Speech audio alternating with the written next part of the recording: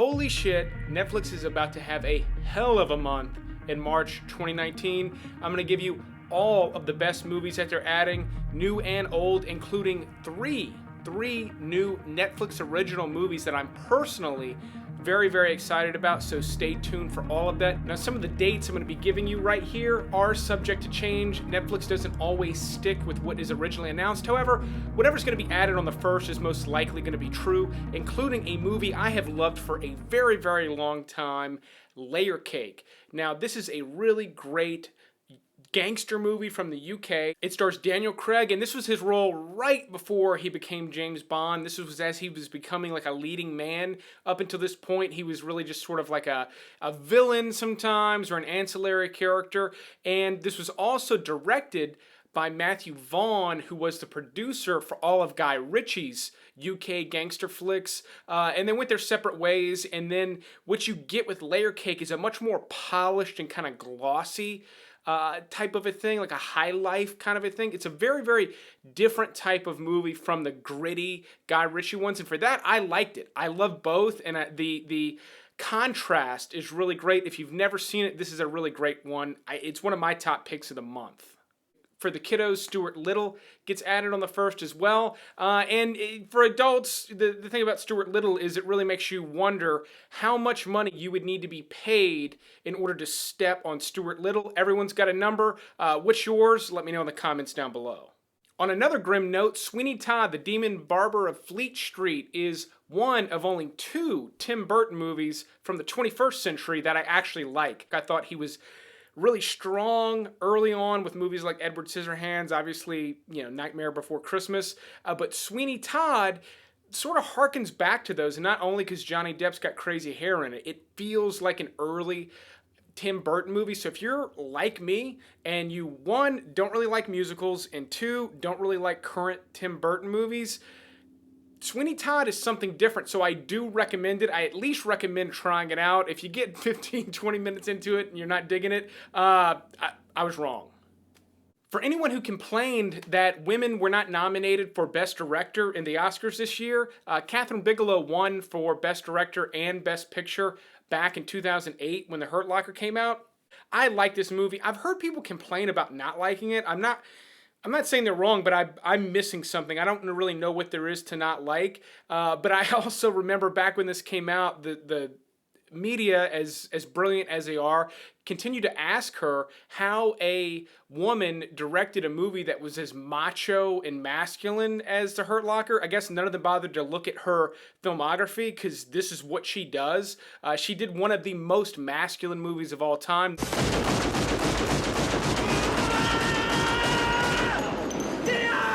That would be Point Break. So I like her as a director. I thought this was a great entry for her. I like it. If you don't, I'd be curious not to know that you don't like it. I'd be curious to know why in the comments. I'm cured! Praise God! You're not cured yet, boy. A Clockwork Orange. It's required viewing for anyone that has an adult brain. If you don't think you can handle adult content, definitely do not watch this movie. It's one of the most adult stories ever told. It is graphic, grim, intense, everything you can imagine. I'm sure most of you watching have seen it, so I'll move on. But if you have not, you're maybe in your 20s, you're maybe in college, and you haven't got around to watch this one yet, it's Stanley Kubrick. It's incredible on many different levels. Too many to get into here, so let's move on. If you liked First Man this past year, which I found to be one of the more disappointing movies of the year, not that it's bad, I just had way high hopes for it. Apollo 13, to me, is a superior film in almost every way. It's what I wanted out of First Man. I wanted to see the voyage, and Apollo 13 is everything leading up to, including the entire voyage. It's really amazing. Half of this movie was filmed in an airplane falling in a free fall with the set built inside the airplane. It only lasts for about a minute or two, so they have to keep going over and over again to get these weightlessness shots. And almost half the movie takes place in weightlessness. It really is just an incredible feat of filmmaking, on top of just brilliant performances and everything. Just directed by Ron Howard. It really really is an incredible masterpiece, even if it's been a long time since you've seen it. And if you're one of my followers that likes to complain about Netflix never having anything good, just trust me, you've probably forgotten how good Apollo 13 is, making it worth revisiting. Another one to revisit, if you didn't get enough of it in 2000, is Crouching Tiger, Hidden Dragon. Netflix owns the rights and distributed a sequel that not only did I not see, but I don't know anyone that has seen that one. There's another one. If you've seen it, if you got a comment on it, let me know in the comments below. What makes you tick? Junebug is an indie movie from 2005 with a surprisingly good cast that is a great movie that somehow manages to not be entertaining at all throughout the entire thing. But if you do like indie movies, sort of just personal stories of families and whatnot, and you're one of the people that have been telling me in the comments I need to recommend different types of movies, I will say this is a good movie. It is a good recommendation. It is not in line with the typical type of movie that I would recommend though, so tread lightly when deciding to watch Junebug.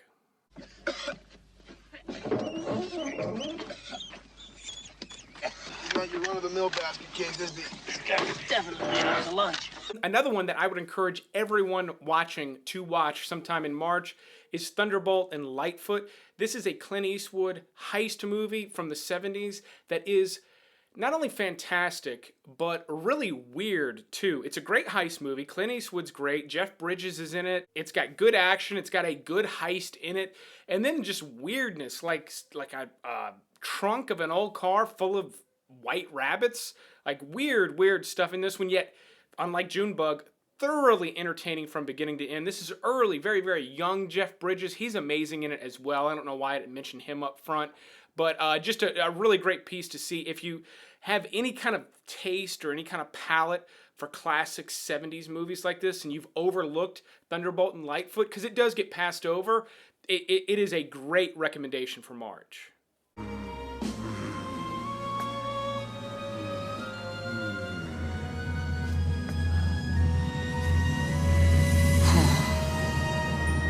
Wet Hot American Summer gets added, and I thought they just had it all the time because they also have the series based on the movie, so I was surprised to see that they're just now adding it, but I've always loved this movie. I've had a copy since college. It is hilarious to me. It's that absurd humor. If you love movies like Airplane and you never saw Wet Hot American Summer, watch it. And you're going to laugh, you're going to like it, but then watch it again because there are so many little subtle jokes that are absolutely hilarious once you pick up on them, and they're just, the movie is littered with them. So this one is one that you honestly, depending on your sense of humor, can watch over and over and over again and not really get tired of. Winter's Bone is the first movie that Jennifer Lawrence was not only recognized for, but she actually got an Academy Award nomination for it, and she was still a teenager when this came out. John Hawkes is also in it, and essentially what this is a neo-noir flick with hillbillies. They live out in the woods. Her father goes missing, and she starts to investigate and track down. So when you watch it through the lens of like a detective movie, it is really fantastic. She gives a great performance for sure, but so does the entire rest of the cast. It's dark, it's moody, a really cool flick that a lot of people fortunately saw back when it came out, but I feel like time has kind of forgotten this one, so be sure to pick it up if you get the chance. I've got a special phone call to help me introduce my last pick for March 1st, which is one of the most inexplicably loved yet mediocre films of all time. And so real quick, let me just... G-Man, what's up? What do you want? What do you want? You realize you answer the phone that way every single time I call you? I'm not afraid to hurt your feelings. Yeah, look, I don't want to get in a fight. Well, that's what we do. We fight. I mean, yeah, I guess so. You tell me when I'm being an arrogant son of a bitch, and I tell you when you're being a pain in the ass. Which you are, 99% of the time. Okay, what did you wanted to say something while I got you on? Will you do something for me? Please? You just picture your life for me? 30 years from now, 40 years from now? What's it look like? I mean, in the future, I'd like to be doing this full time, which, by the way, please subscribe if you haven't already. But what do you want? Money! What are you saying? You want to partner up? It's not gonna be easy. It's gonna be really hard. And we're gonna have to work at this every day, but I wanna do that. Every day? Every day. You and me. I love you, man, but I can't commit to every day. You're bored and you know it. You wouldn't be here if there wasn't something missing. Man, I gotta get back to the list. If you leave here, I hate I gotta you. get back to this list. I'm sorry, I gotta go. Ryan Gosling, everybody. What he had told me he was going to say on the phone was there's two types of women in this world. There's bad and basic, and you can always spot a basic by their copy of The Notebook on DVD. Now, not all basic apparently have a copy of The Notebook on DVD, yet only basic have a copy of The Notebook on DVD. So, ladies, if you're a fan and you consider yourself to be the latter, to be a bad, go ahead and throw out the copy of The Notebook that you have on DVD. Just pause the video, go over to the shelf, pick it up, chuck it in the garbage, and don't worry because you will be able to watch it again. It's on Netflix this month. But moving on, Disney's Christopher Robin from 2018 just got added. I have not seen it. I've heard it's good, so it's one of the newest releases getting added. But do not be fooled. Disney is working very hard to get you addicted to watching their content. They are about to pull the rug out from under you. Just warning you, they are going to have their own streaming service, possibly by end of this year, certainly in 2020. And they put almost all of their hit stuff on Netflix. It's guaranteed to just be a way to get you used to the habit of having Disney stuff at the ready, and then it's going to vanish from every single platform, including Netflix. On March 7th, The Order is a new Netflix original series about werewolves. It looks like something that's going to appeal to fans of the Vampire Diaries, like my wife. So if you're one of those people, definitely plan to hunker down on March 7th because that looks like a binge-watchable show. I will not be watching it or reviewing it, but feel free to let me know what you think in the comments. On March 8th, we had a couple of old Oscar bait movies, including Blue Jasmine and Doubt. Doubt really is pretty good. It is very Oscar baity, but it stars one of the greatest actors of all time, Philip Seymour Hoffman, right alongside one of the most overrated actors of all time as well. March 8th, there's a new series called Shadow that's about a sort of mercenary hitman kind of guy. It takes place in South Africa, but appears to be mostly spoken in English. The entire trailer is spoken in English, it's not dubbed. And the main character suffered from a lightning strike, and he does not have superpowers, yet he can't feel pain and seems to be able to use that in his line of work. It looks pretty good, and I haven't really seen anything like this that I'm interested in coming from South Africa. So there might be another reason just sort of check something out that should be a little bit different in terms of flavor. The trailer at least has me interested to pick up the first episode. I hate to walk away. Crash land here, we all die. Lose the money! On March 13th, Triple Frontier gets added, and it is a Netflix original starring Ben Affleck, Charlie Hunnam, Oscar Isaac.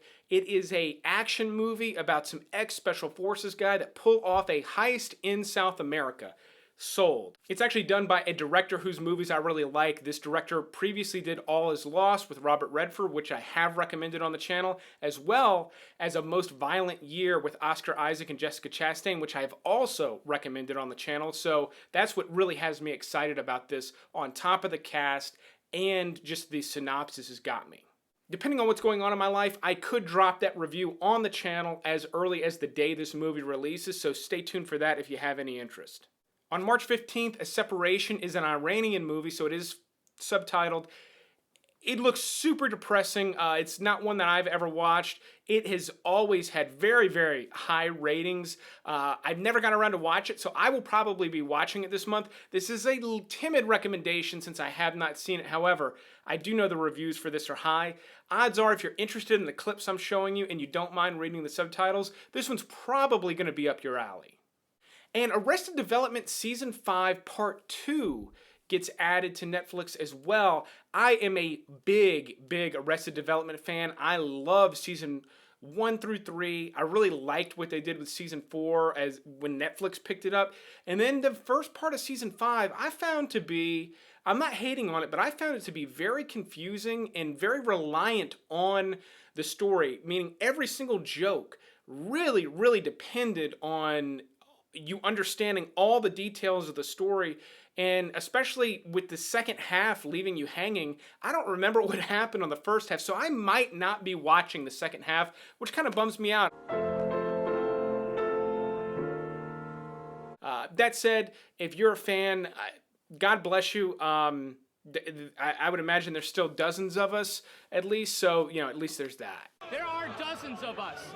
Dozens!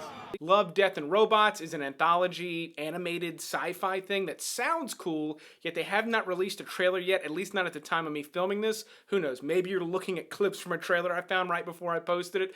Maybe you're looking at my face, but let's go ahead and move on. Oh, but before we move on, Kung Fu Hustle gets added. If you have not seen Kung Fu Hustle yet, I love this movie. It is hilarious. It is foreign language. It is subtitled. However, if you are allergic to subtitles, and I know some of you are, trust me on this one. You can watch this one and be thoroughly entertained from beginning to end and not read one of the subtitles below. The way this movie's acted out, it's mostly action.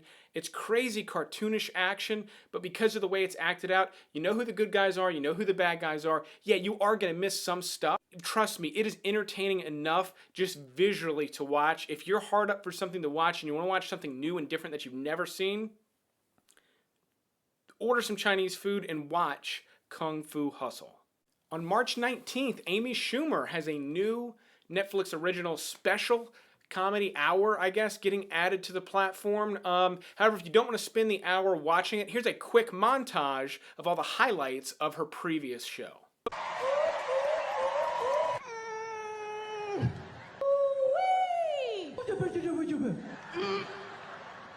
So hopefully that saves you an hour, maybe in March. But on March 22nd, The Dirt gets added. It is a Netflix original movie about Motley Crue, and it looks really good. If you like Bohemian Rhapsody or just are a Motley Crue fan or an 80s rock fan, this is going to be a must-watch for the month. Even if it's not very good, it's still going to be pretty good. Machine Gun Kelly is playing Tommy Lee. The rest of the cast looks good. Like it's got some cool stuff going on with it. The trailer looks pretty sick. Jeff Tremaine is the director of Jackass and the Jackass movies. He directed this movie, and it looks like it's got a little bit of that Johnny Knoxville vibe to it, but that's coming probably from Jeff. So I'm excited to see this one. I think it's going to be cool. I was a little young for Motley Crue, so I'm not really excited to see it for that reason. But if you don't know already, Motley Crue has a crazy story. There's a wild story associated with each of the band members. I learned that from VH1's Behind the Music. However, I'm excited to see it played out in a movie. This is another one. You can expect a full-on review from me. How many bullets you got in you? 16, I think. Might be good to have a doctor look at you sometime. Might be good to have a doctor look at you sometime. I ain't got no bullets in me. And then another one you can expect a full-on review from me is the following week on March 29th, The Highwaymen comes out. This stars Woody Harrelson and Kevin Costner as the detectives that brought down, that pursued and captured Bonnie and Clyde. It looks really, really great. I love movies that take place in this era. And Bonnie and Clyde are interesting because they've been very much romanticized. However, they were horrible, evil people that murdered a lot of people. And so it'll be interesting to sort of see the other side of the story, the guys that really just needed to stop them and catch them. It looks great. That again, on the 29th, expect to see a review from me unless something like catastrophic happens.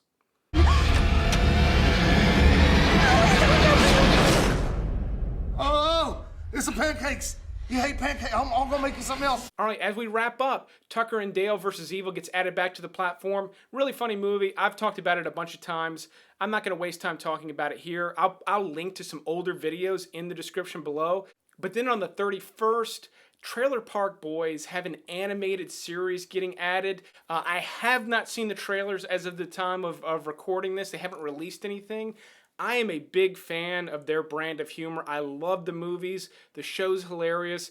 If you've never watched it, it really, really is funny stuff. I think it would appeal to a pretty broad audience as well. It's not just all like toilet humor. It's really, really funny stuff. So the idea of an animated series sounds great to me. Netflix has done pretty good with some of their animated series, so I imagine they do a good job with this as well. But that is the month.